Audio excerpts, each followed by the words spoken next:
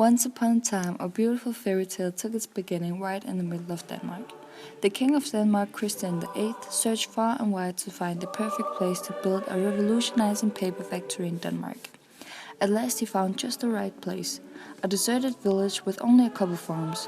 It was the Doggerland, the Wild West. The king chose the Drewsen family to establish a factory which could make use of the water power from the green stream. This stream could provide the necessary power and energy to the factory's machines. At that point, Silkeborgs basically consisted of a couple of small houses, a large farm, and 30 inhabitants.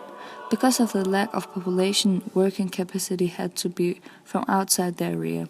In April 1844, the first workers arrived who, with their families, were assigned habitation near the factory. This was the start of the expansion of the city.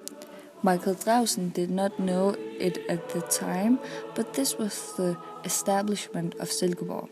He is now seen as the founder of our city.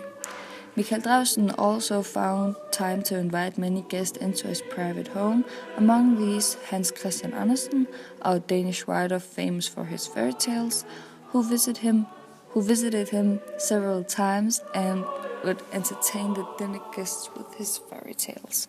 Silkeborgs Paper Factory worked in the time period 1845 to 2000. Throughout 156 years, the machine spinned and the chimney's white smoke indicated the hectic activity at the factory. Within a few years, Silkeborgs grew into a town as the new factory attracted people from the entire country. On Michael Drewsen's 16th birthday, parts of the paper factory burned down to the ground.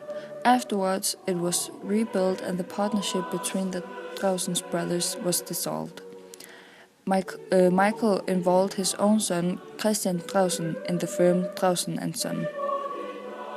The United Paper Factory got sold in 1990 to the Swedish major group Stora Papyrus. The Swedish had no significant interest in production in Silkeborgs, so the German paper group Drewsen Spezialpapier in Lashendorf took over Silkeborgs Paper Factory in 1993. In this way, Michael Drewsen's old paper fabric got back again.